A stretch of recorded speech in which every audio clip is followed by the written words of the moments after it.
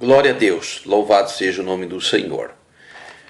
1 Tessalonicenses, capítulo 5, e o versículo de número 26. O mesmo Deus de paz vos santifique completamente, e todo o vosso espírito, alma e corpo sejam plenamente conservados irrepreensíveis para a vinda do Senhor Jesus Cristo. Glória a Deus. Queremos trazer aqui uma palavra baseada em 1 Tessalonicenses, capítulo 5, verso 23, onde trata do espírito, do corpo e da alma, da tricotomia do homem, o homem tripartido. E como título da nossa mensagem, nós queremos dar como os frutos. Aleluia. E nós vamos ver lá no livro de Gálatas, no capítulo de número 5, versículos 16 a 18, algo interessante que fala também acerca da carne, do espírito e da alma. Digo, porém, andai no espírito e não satisfazei os desejos da carne, pois a carne deseja o contrário ao espírito, e o espírito o que é contrário à carne. Estes opõem-se um ao outro para que não façamos o que quereis. Se, porém, sois guiados pelo espírito, não estáis debaixo da lei. Nós vimos aqui uma grande luta entre a carne e o espírito, aleluia, do homem, batalhando pelo desejo, batalhando pelo livre-arbítrio da alma. E o grande ajudador do homem é o espírito, como está em Gálatas 5,18, grifado em letra maiúscula. É o Espírito Santo do Senhor que ajuda o homem a vencer as suas lutas na carne. No versículo 16 de Gálatas 5, a alma fica no meio. E podemos ver aqui o oscilar da alma, o oscilar do desejo, o oscilar da vontade. Ora, o homem quer fazer as coisas da carne, ora, o homem quer fazer as coisas do espírito. E é lá no espírito do homem que opera o maravilhoso Espírito Santo do Senhor, atraindo através da sua consciência, através da reflexão, através de uma mente sadia, os desejos da alma, conquistando então o homem a não pecar contra Deus. No versículo 17, nós vamos ver uma grande guerra espiritual. E quando nós olhamos aqui que a carne deseja o que é contrário ao espírito, e o espírito que é contrário à carne, e este opõe-se um ao outro para que não façamos o que nós queremos, nós vamos ver aí uma grande guerra dentro de si, dentro do próprio homem. Dizer que é fácil ser cristão, não podemos cometer essa indelicadeza de dizer que é fácil ser cristão. Claro que não é. Vivemos em meio à ambição, em meio a desejos, em meio a cobiças, em meio a lutas, no meio pelo qual ou onde nós vivemos. No versículo 18 de 5 de Gálatas, a Bíblia diz que nós devemos ser guiados pelo Espírito Santo de Deus, porque nós não estamos mais debaixo da lei. Nós precisamos ser guiados pelo Espírito Santo de Deus. E aonde então aparece, aonde então está mostrado que nós estamos servindo a Deus, que nós estamos servindo o nosso querido e amado Salvador. Nos mostra isso quando então nós começamos a produzir os frutos. E o que é fruto? E aqui eu quero ler então Gálatas 5, versículo 22 e versículo 23, que você já conhece, que o fruto do Espírito, porém, é amor, alegria, paz, longanimidade, benignidade, bondade, fidelidade, mansidão, domínio próprio. Contra essas coisas não há lei. Quando você é guiado pelo Espírito Santo de Deus, você passa a produzir frutos. E aí nós podemos então atestar, testificar, observar e concluir que determinado irmão está na carne quando não produz os frutos, ou está no Espírito quando produz os frutos do Espírito, como está ali inserido em Gálatas 5, versículos 22 e 23. E o que é fruto? E aqui nós podemos contextualizar cada um deles, né? O amor, a alegria, a paz, longanimidade, benignidade, bondade, fidelidade, mansidão, domínio próprio. Podemos aqui contextualizar que, num primeiro lugar, é algo que nós podemos ver. Não é verdade?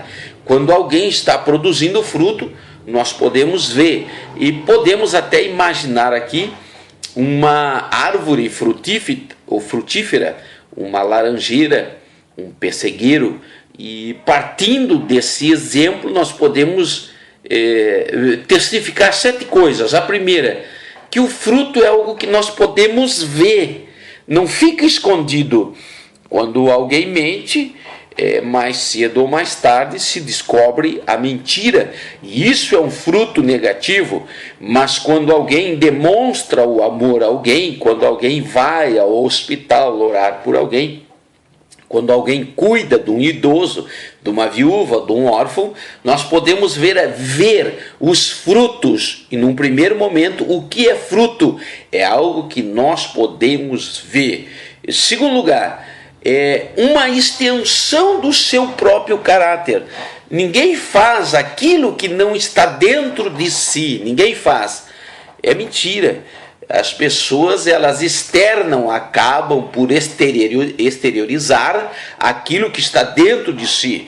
No segundo momento, é uma extensão do caráter.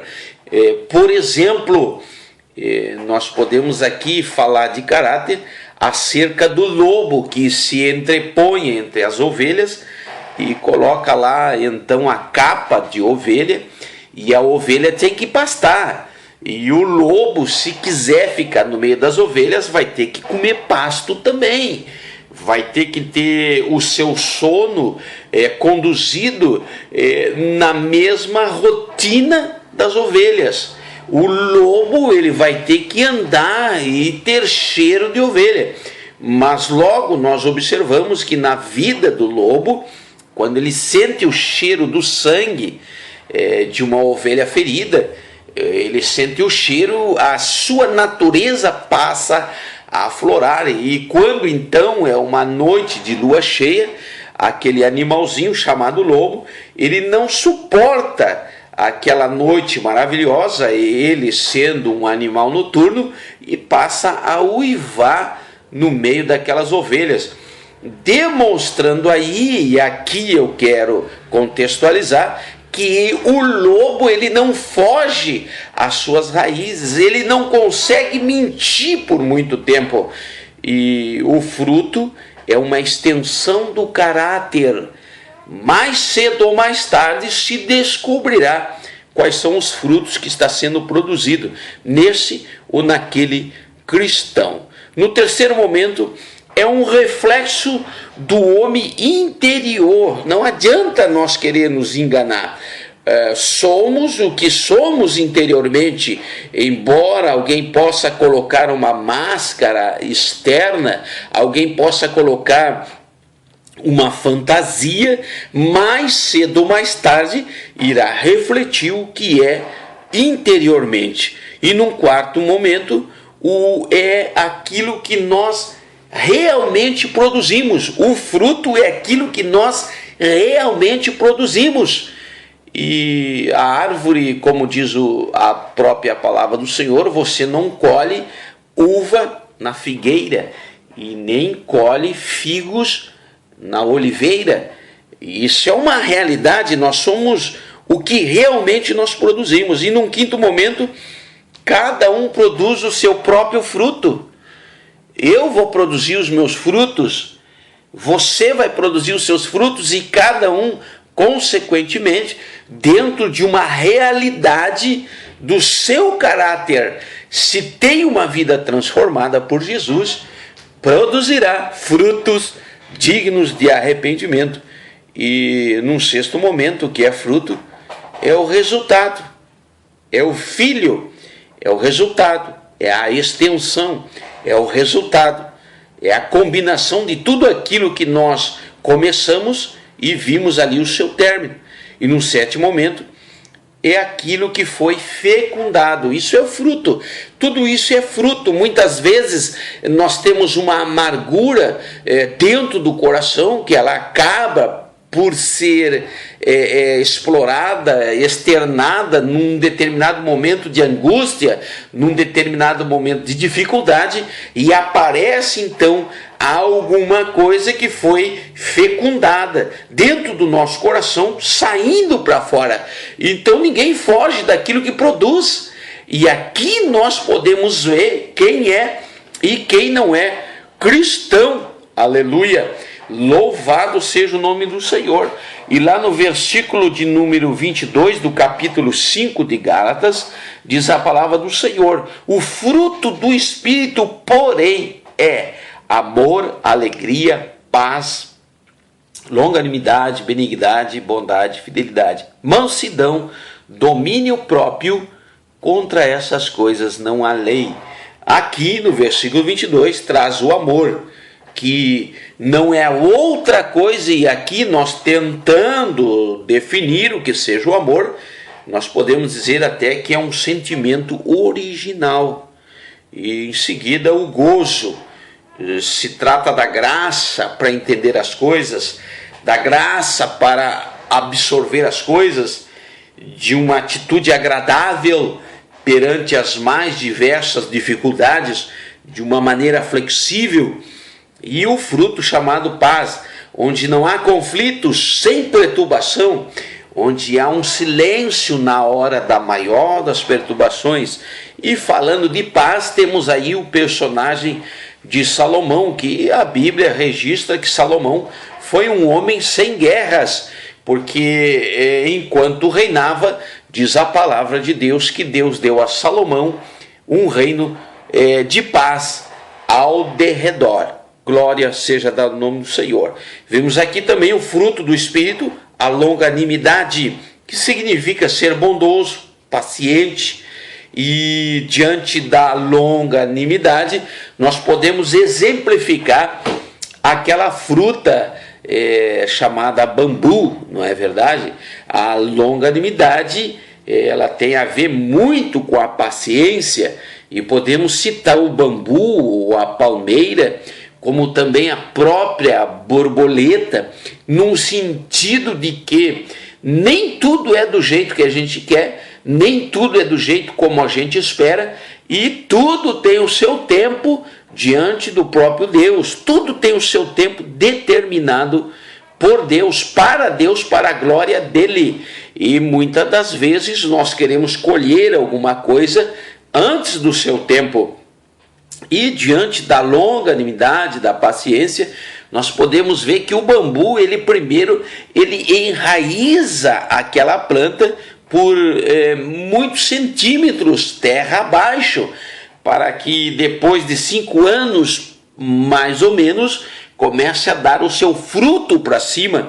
Diante da longanimidade, a planta chamada palmeira também, ela tem um determinado tempo que ela começa a nascer para baixo com suas raízes, para que ela seja a mais alta possível, muito mais ainda para baixo a sua raiz. E podemos ver a figura também da borboleta, que ela não sai do seu casulo enquanto não chega o exato momento, o tempo certo. E aí então nasce ou sai do casulo, porque já nasceu, aquela linda e maravilhosa borboleta, aquele inseto feito por Deus, especificando, exemplificando aqui a longanimidade. e a benignidade. Não é um homem perigoso, um cristão perigoso, gosta de fazer o bem e ainda assim é muito agradável. E nós estamos aqui tentando contextualizar os frutos do Espírito. Também temos aí a bondade, que é uma pessoa sem reservas, um grande ajudador em todas as circunstâncias, em todas as situações, está sempre ali disposto a servir.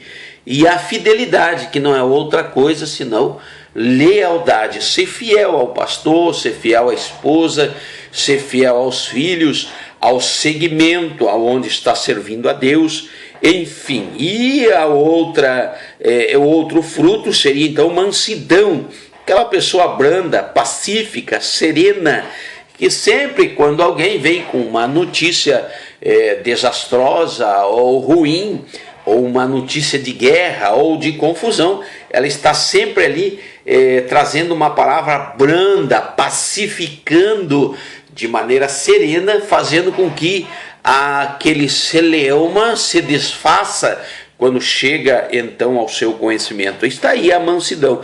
E o domínio próprio é aquela pessoa que domina tanto a alegria como domina tanto a tristeza.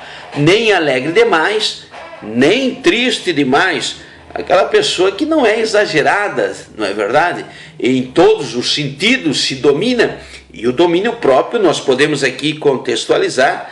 Aleluia, é aquela pessoa que em qualquer situação se mantém ali no seu nível, podemos assim falar. E aqui podemos pensar até numa pessoa caminhando sobre o trilho. Lembra lá quando éramos criança que caminhávamos sobre a linha onde cruzava o trem, que em determinado momento nós nos equilibrávamos naquela linha de trem e tínhamos que ter cuidado para não cair para a direita nem para a esquerda e nos manter equilibrado. Pois bem, podemos assim então aqui testificar o domínio próprio.